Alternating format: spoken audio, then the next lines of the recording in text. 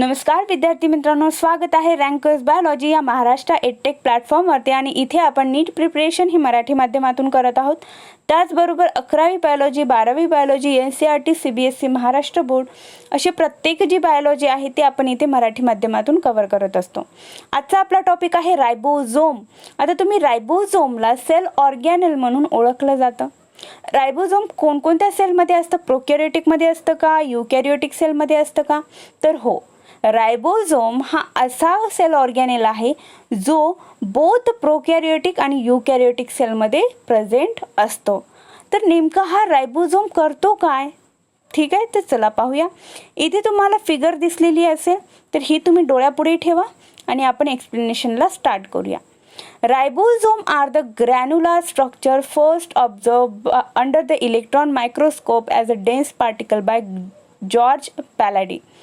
तर सगळ्यात सुरुवातीला जॉर्ज पॅलाडीने काय केलं तर हे जे डेन्स पार्टिकल्स आहेत त्यांनी काय केलं, इलेक्ट्रॉन मायक्रोस्कोपनी पाहिलं तर त्यांना हे दिसलं की हे कोण आहेत तर हे RNA प्लस प्रोटीन कंटेनिंग काहीतरी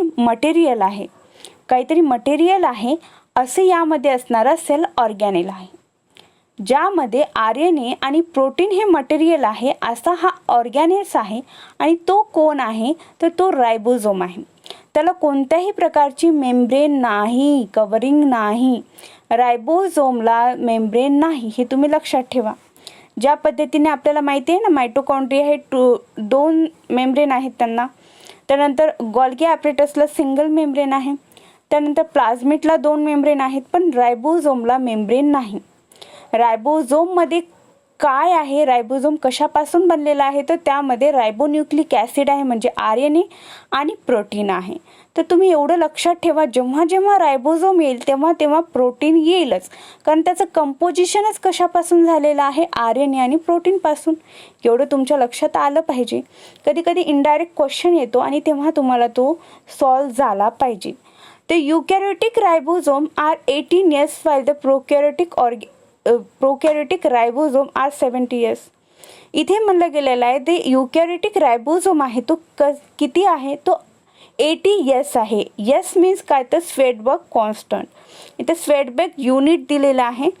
जे युकॅरियोटिकमध्ये रायबोझोम असतात ते 80 years असतात, 80 स्वेडबर्ग असतात. आणि प्रोकॅरियोटिकमध्ये असतात ते 17 स्वेडबर्ग्स असतात. असं का? आपल्याला माहिती आहे युकॅरियोटिक सेल हा कंप्लीट सेल आहे जो प्रॉपर फंक्शननी चालतो. प्रोकॅरियोटिक सेल हा एवढा परफेक्ट नाही आहे आणि त्यामुळे त्यामध्ये असणारे जेही ऑर्गॅनेल्स आहेत ते कसे आहेत, ॲव्हरेज आहेत. तर इथे जे रायबोझोम आहे तो 17 years आहे. कुणामध्ये? प्रोकॅरियोटिक सेलमध्ये. आणि युकॅरियोटिक सेलमध्ये जो रायबोझोम आहे तो 18 years आहे. म्हणजे प्रोकॅरियोटिक सेलपेक्षा काहीतरी वेगळं आहे, काहीतरी जास्त आहे. ठीक आहे. तर हे जे 18 years 17 years आहेत तर हे 2 सब युनिटनी बनलेले आहे. इथे तुम्हाला या फिगरमध्ये दिसत असेल एक पर्पल कलर आहे आणि एक ब्लू कलर आहे. पर्पल कलर आणि ब्लू कलरनी 2 सब युनिट वेगवेगळे इथे आपल्याला शो केलेलं आहे.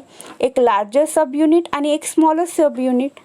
तर जेव्हा आपण युकॅरियोटिक रायबोझोमचा विचार करतो जो की 80 years आहे, त्यामध्ये सब युनिट किती आहेत तर सब युनिट 60 years आहे जो की लार्जर सब युनिट आहे आणि 40 years आहे जो की स्मॉलर सब युनिट आहे. आणि या दोघांनी मिळून काय बनतं तर 18 yearsचा रायबोझोम बनतो. कुणामध्ये? युकॅरियोटिक सेलमध्ये. ठीक आहे. त्याच पद्धतीने जे प्रोकॅरियोटिक सेल आहे त्यामध्ये रायबोझोम किती आहे तर 17 years आहे. 17 years म्हणजे 17 स्वेडबर्ग. तर ह्या 17 स्वेडबर्गमध्ये 2 युनिट येतात, एक लार्ज युनिट एक स्मॉल युनिट. तर लार्ज युनिट जो आहे तो 15 yearsचा आहे आणि स्मॉल युनिट जो आहे तो 13 yearsचा आहे. आणि या दोघांच्या कॉम्बिनेशननी जो युनिट बनतो तो काय आहे तर तो 17 years आहे. यस फॉर स्वेडबर्ग इथं लक्षात ठेवायचं, जो की सेडिमेंटेशन कोइफिशियंट आहे. तर इथे हे जे स्वेडबर्ग आहे ते काय होते, indirectly measure density and size. तर अशा पद्धतीने हे रायबोझोम आहे आणि रायबोझोमचं काम काय असतं तर प्रोटीन सिंथेसिस करतं. काय करतं?